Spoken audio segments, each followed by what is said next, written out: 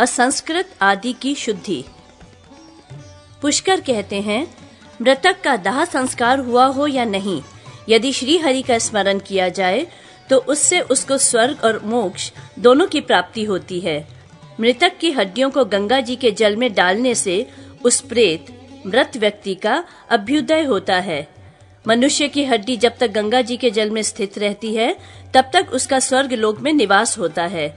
आत्मत्यागी तथा पतित मनुष्यों के लिए यद्यपि पिंडोदक क्रिया का विधान नहीं है, तथापि गंगा जी के जल में उनकी हड्डियों का डालना भी उनके लिए हितकारक ही है।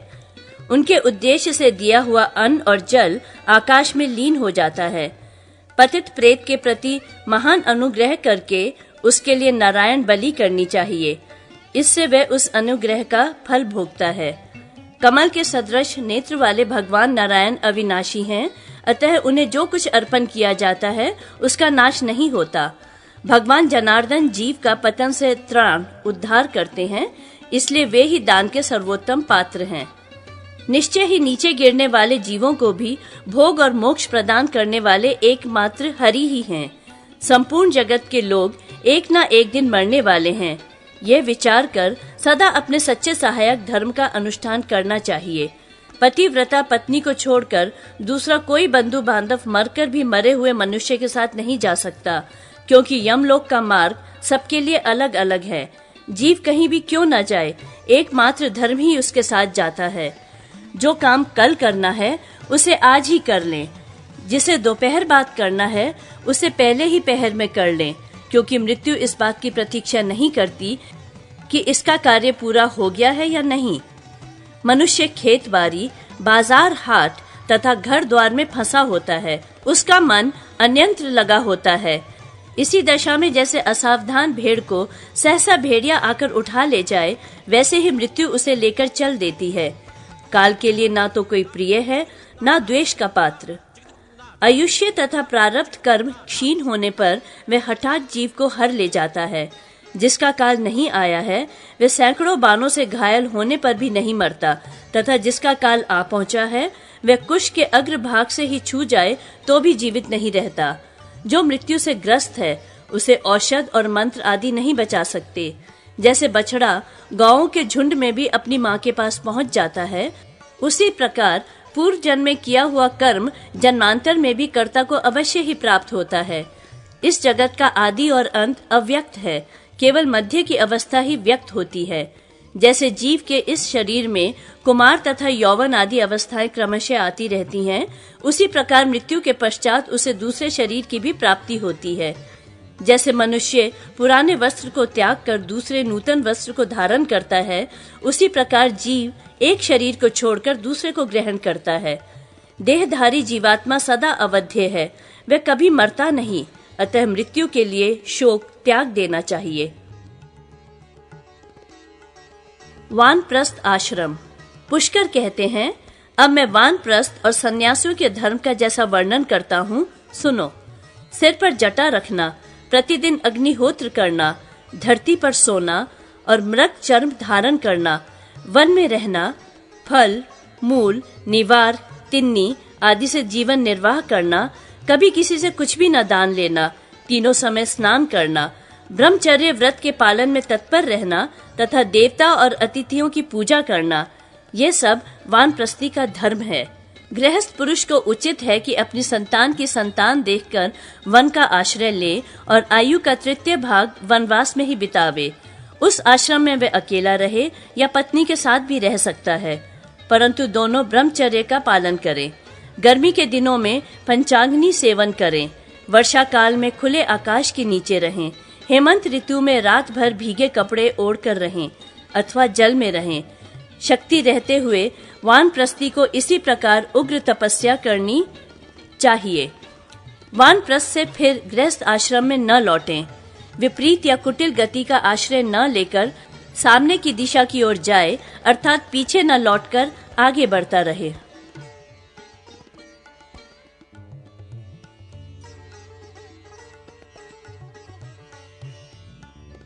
सन्यासी के धर्म।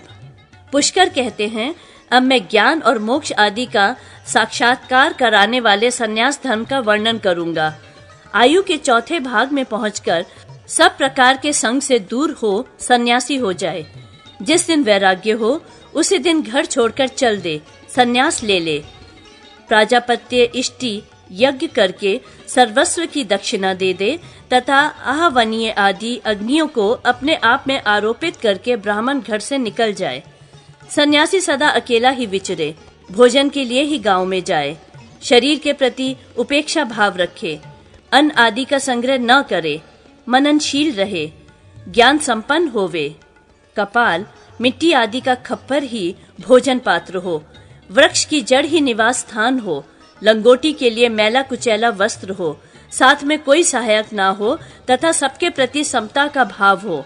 ये जीवन मुक्त पुरुष का लक्षण है। ना तो मरने की इच्छा करे न जीने की, जीवन और मृत्यु में से किसी का अभिनंदन न करे।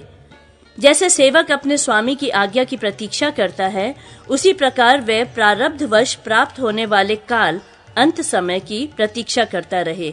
मार्ग पर दृष्टिपात करके पांव रखे, अर्थात रास्ते में कोई कीड़ा मकोड़ा, हड्डी, केश आदि तो नहीं है, ये भली भांति देखकर पैर रखे।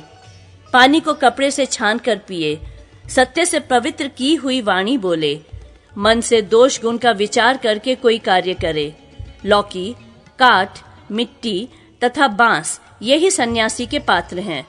जब गृहस्थ के घर से धुआं निकलना बंद हो गया हो, मुसल रख दिया गया हो, आग बुझ गई हो, घर के सब लोग भोजन कर चुके हों और झूठे शराब, मिट्टी के प्याले फेंक दिए गए हों, ऐसे समय में सन्यासी प्रतिदिन भिक्षा के लिए जाए। भिक्षा 5 प्रकार की मानी गई है। मधुकरी, अनेक घरों से थोड़ा थोड़ा अन्न मांग लाना। असंक्रलप्त, जिसके विषय में पहले से कोई संकल्प या निश्चय न हो, ऐसी भिक्षा। प्राक प्रणीत, पहले से तैयार रखी हुई भिक्षा। अयाचित, बिना मांगे जो अन्न प्राप्त हो जाए वह। और तत्काल उपलब्ध, भोजन के समय स्वतः प्राप्त अथवा कर पात्री होकर रहे, अर्थात हाथ ही में लेकर भोजन करे और हाथ में ही पानी पिए, दूसरे किसी पात्र का उपयोग न करे।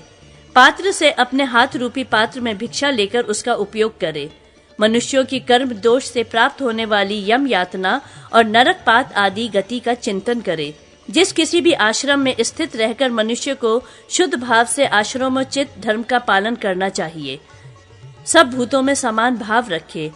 केवल आश्रम चिन्ह धारण कर लेना ही धर्म का हेतु नहीं है। उस आश्रम के लिए विहित कर्तव्य का पालन करने से ही मनुष्य का अनुष्ठान होता है। निर्मली का फल यद्यपि पानी में पड़ने पर उसे स्वच्छ बनाने वाला है, तथापि केवल उसका नाम लेने मात्र से जल स्वच्छ नहीं हो जाता। इसी प्रकार आश्रम के लिंग धारण मात्र से लाभ नहीं होता, विहित धर्म का अनुष्ठान करना चाहिए। अज्ञानवश संसार बंधन में बंधा हुआ द्विज, लंगड़ा, लूला, अंधा और बहरा क्यों ना हो, यदि कुटिलता रहित सन्यासी हो जाए तो वह सत और असत सबसे मुक्त हो जाता है। सन्यासी दिन या रात में बिना जाने जिन जीवों की हिंसा करता है, उनके वध रूप पाप से शुद्ध होने के लिए वे स्नान करके 6 बार प्राणायाम करे। ये शरीर रूपी ग्रह हड्डी रूपी खंभों से युक्त है, नाड़ी रूप रस्सियों से बंधा हुआ है, मांस तथा रक्त से लिपा हुआ और चमड़े से छाया गया है। ये मल और मूत्र से भरा हुआ होने के कारण अत्यंत दुर्गंधपूर्ण है। इसमें बुढ़ापा तथा शोक व्याप्त हैं। ये अनेक रोगों का घर और भूख प्यास से आतुर रहने वाला है। इसमें रजोगुण का प्रभाव अधिक है। ये अनित्य, विनाशशील एवं पृथ्वी आदि 5 भूतों का निवास स्थान है। विद्वान पुरुष इसे त्याग दें, अर्थात ऐसा प्रयत्न करें जिससे फिर देह के बंधन में न आना पड़े।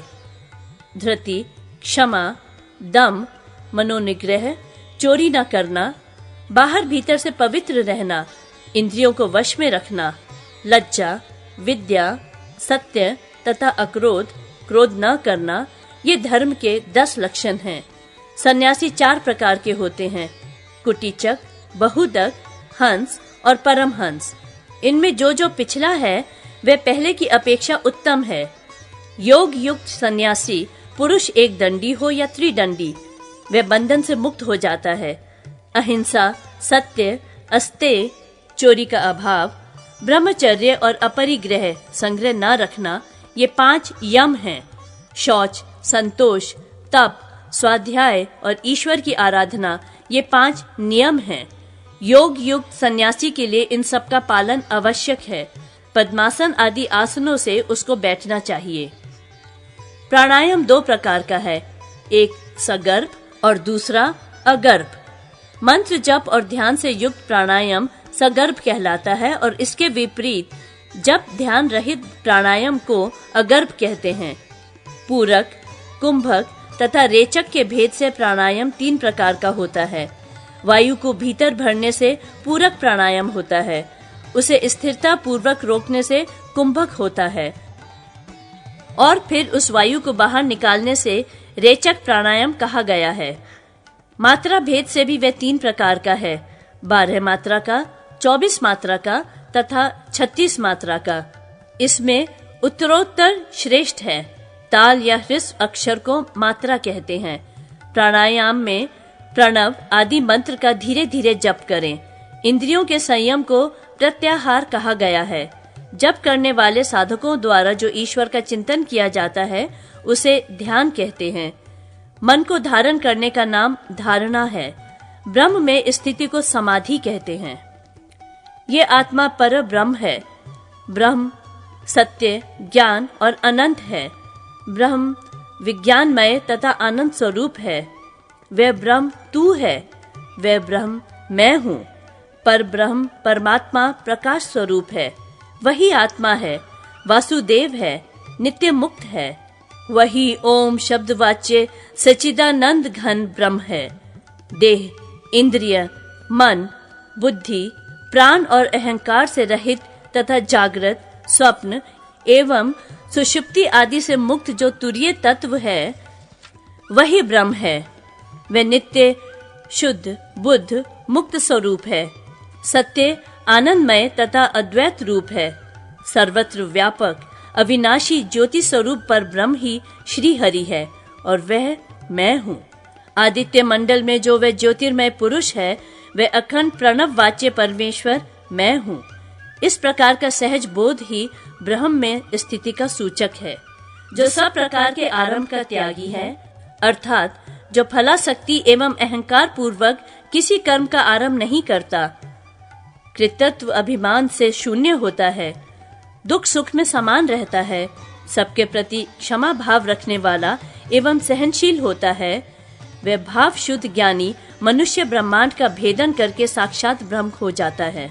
यति को चाहिए कि वे आषाढ़ की पूर्णिमा को चातुर्मास्य व्रत प्रारंभ करे, फिर कार्तिक शुक्ला नवमी आदि तिथियों से विचरण करे, ऋतुओं की संधि के दिन मुंडन करावे। सन्यासियों के लिए ध्यान तथा प्राणायाम ही प्रायश्चित है।